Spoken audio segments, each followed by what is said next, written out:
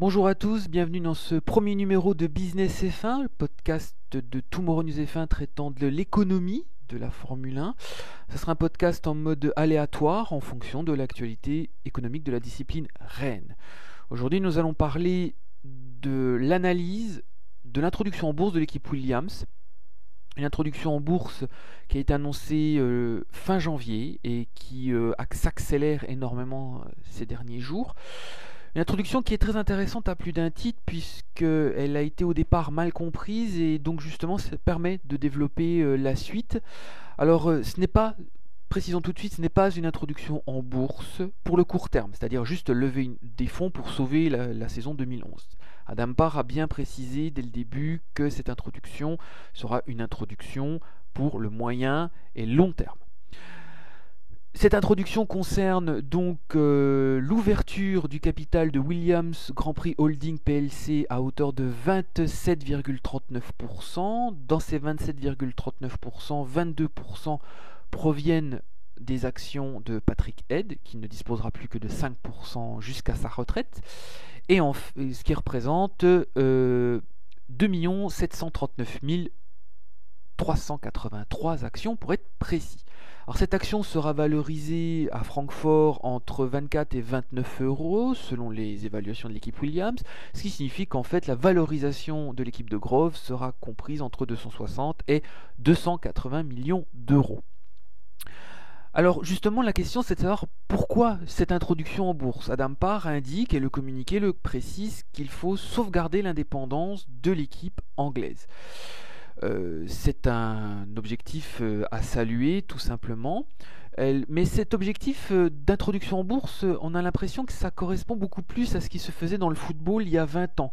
Pour résumer, le Milan AC dominait outrageusement la compétition du ballon rond au début des années 90, disposait de 300 millions de francs de budget et pour comparaison, une équipe comme Manchester United avait un budget de 120 millions de francs à l'époque.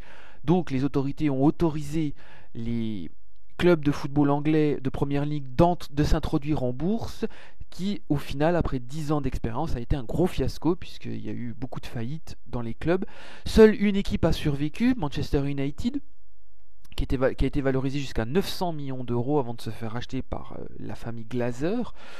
Manchester United qui avait développé plusieurs systèmes de revenus en utilisant premièrement un système de revenus sur les performances et surtout sur le marketing en vendant des maillots à une échelle beaucoup plus industrielle qu'on ne le pense et en étant la première équipe disposant de sa propre chaîne de télévision privée, disposant d'une chaîne de restauration rapide en périphérie de Manchester et d'une ligne téléphonique payante pour les fans de Manchester United.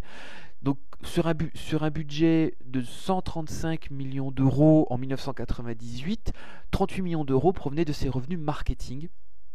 Donc une solution qui a quand même été très intéressante et que semble s'inspirer l'équipe Williams, car Williams n'introduit pas seulement son équipe Formule 1, mais introduit aussi la société qu'elle possède à hauteur de 78%, Williams Hybrid Power, société qui stratégique à plus d'un titre, puisque c'est normalement elle qui devrait faire l'évolution du cours de bourse.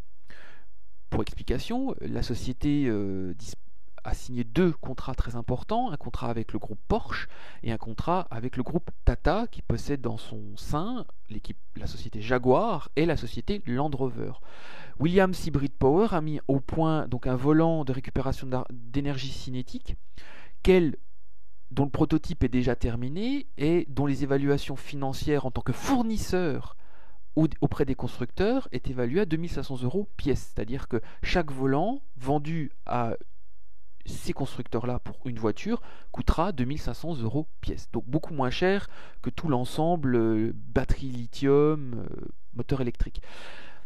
Les projections pour l'horizon 2013, 2014, 2015 sont de 40 000 véhicules équipés de ce système-là, ce qui signifie un chiffre d'affaires de 100 millions d'euros. Donc on voit bien la stratégie derrière tout ça à propos de l'équipe Williams. Reste là, une des grandes questions, c'est pourquoi Francfort ? Pourquoi justement Francfort ? On sait qu'il y a eu à Londres des discussions, Mais il y a un problème majeur qu'il faut quand même bien savoir et que pourquoi justement elle a choisi juste Francfort.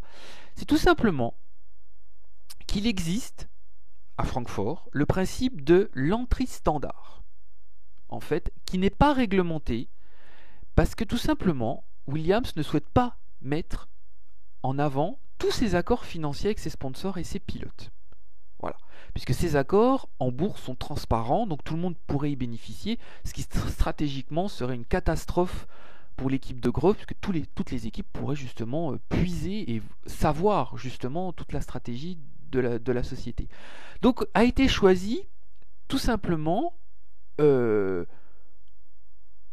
Francfort plutôt que Londres, sur ce principe-là, puisque Francfort est beaucoup plus ouverte sur des introductions un peu opaques, on va dire, alors que la City à Londres est beaucoup plus favorable ces derniers temps à des introductions totalement transparentes. Donc ça, ceci est une raison qu'il faut quand même bien comprendre pour les futurs investisseurs, c'est que voilà, vous ne saurez pas tout de Williams en achetant des actions en bourse. Ça, c'est vraiment quelque chose moi, je trouve que c'est vraiment le détail le plus important à totalement comprendre dans cette histoire-là.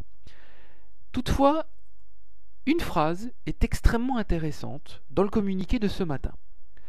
La phrase, c'est la suivante. Cette introduction donnera la capacité d'attirer et de retenir les principaux talents par le biais de l'actionnariat.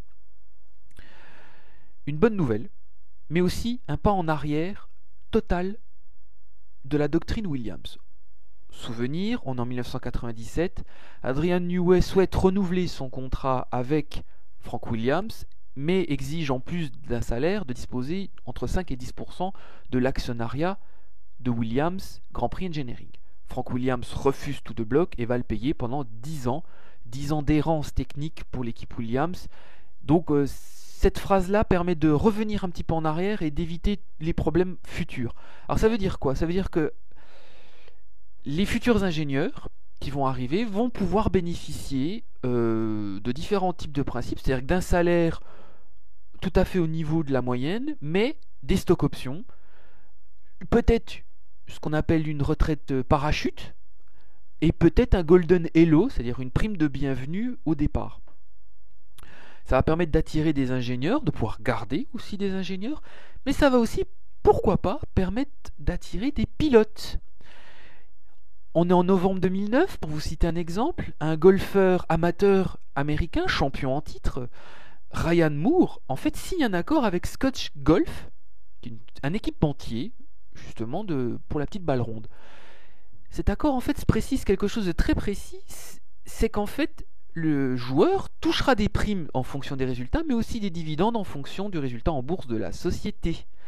Donc en fait, par société égale dividende. Imaginez tout simplement qu'un pilote de course entre, très simplement, et Williams décide de lui céder, entre guillemets, une partie, je dirais, à des fins bien précises, parce que comme ça existe très très souvent dans ce cas-là, ça peut être une solution très intéressante. Aussi très intéressant, Bernie Ecclestone, qui d'une manière ou d'une autre a indiqué qu'il songeait d'investir et de prendre quelques pourcentages de Williams. Tout ce phénomène est très intéressant, mais est-ce que ça ne va pas provoquer un effet domino par la suite? Puisque pour le moment c'est un cas isolé, mais est-ce que l'effet domino va se faire? Il y a 6 mois, Vijay Mallya a quand même indiqué qu'il envisageait d'introduire en bourse en Inde toutes ses activités sportives, comprenant une équipe de cricket, une équipe de football et Force India. On peut imaginer aussi que McLaren, désormais indépendant, puisque ayant racheté ses actions, les actions de Daimler, puisse s'introduire aussi en bourse, étant elle-même indépendante. On sait que Peter Sauber a déjà démenti tout projet de poursuivre justement Williams dans un programme d'introduction en bourse. Tous ces phénomènes vont être extrêmement intéressants à comprendre, mais en tout cas l'introduction en bourse est vraiment un outil d'avenir pour l'équipe Williams, qui va être très intéressant d'observer le cours de bourse, et en tout cas très intéressant de voir si ça sera un cas isolé ou un cas qui sera suivi par d'autres équipes à l'avenir.